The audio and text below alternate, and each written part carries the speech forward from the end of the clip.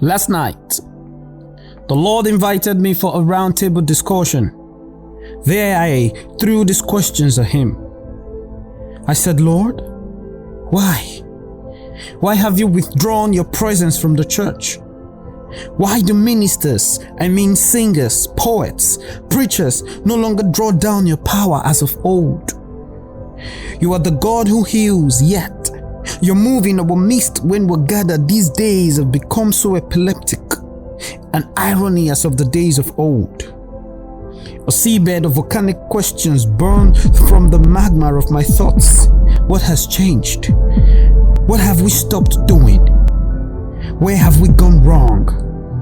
Aren't you the God of the upper room encounter anymore? Isn't the Spirit one anymore? Lord, I need answers.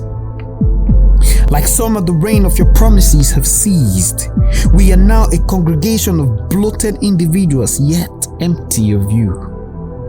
What we see now is an aberration of the future church you told our fathers. Our sons and daughters no longer prophesy. Rather, they now profess high on lust and the distractions that follow.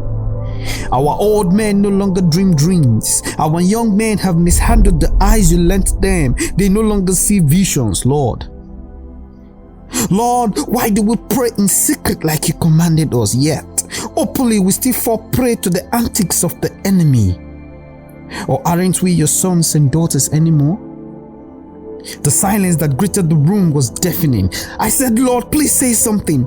We are dying of the drought your absence brings. The darkness that weighs us whenever you shut your eyes isn't a light thing to carry. Then he asked me, Son, have you ever heard or seen me in any place unclean? Without any ounce of delay, I said, No, Lord, you are holiness personified. Everything about you drips of the fragrance of your purity. He said, okay. So as long as that remains the same, and I and my word will never change, I need you and the church to understand that I am not happy with you. With their actions, they have relegated me to the background, so I have allowed them be. They have dosed my house, the house of prayers, with iniquities.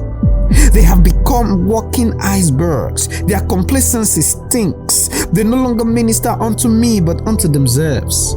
Pride, arrogance, strife, politics, hatred, immorality now mounts your pulpit, and you expect to see me there. Never. My people have taken for granted the grace I granted them to be called my children. The church has deviated from the blueprint carved by my son on the cross. They have, with their hands, divided the church that cost me, my only son, to unify. They have neglected my call to become fellows in my ship. Now they have become nothing but a beautiful edifice with shaky foundation. They can get tossed anyhow by the winds of persecutions and temptations. Then he said, Son, I need you to go tell my people that my church will stand again, that there will be revival, that my presence will reign supreme, that I will take away the drought, I will reactivate my covenant again, if only they will see themselves as my priests. If only they will expunge iniquities from their hearts. If only they will all see themselves as ministers unto me, regardless of whatever departments they hold. If only before they come out for meetings, they must first come out from the holies of holies. If only they will realize that in the business of holy living, unseriousness is an unthinkable option. If only they will realize that I have made them vanguards to daily tribunes of my gospel. For I have made them guardians of the nations, so their lives must direct people to the Son.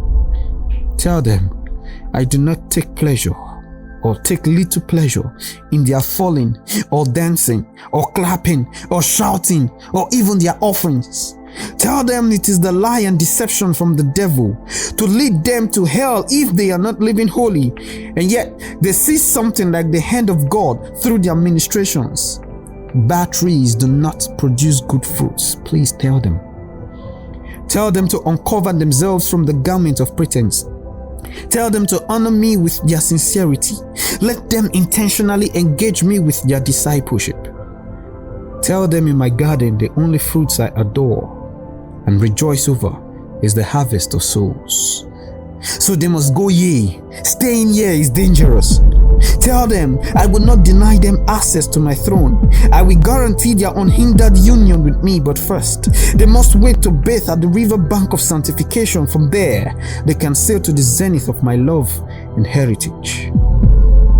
Tell them, if they will humble themselves and pray and re-sanctify themselves, I will hear them.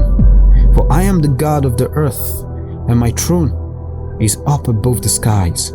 Tell them, I am up to something. Tell them, I love them.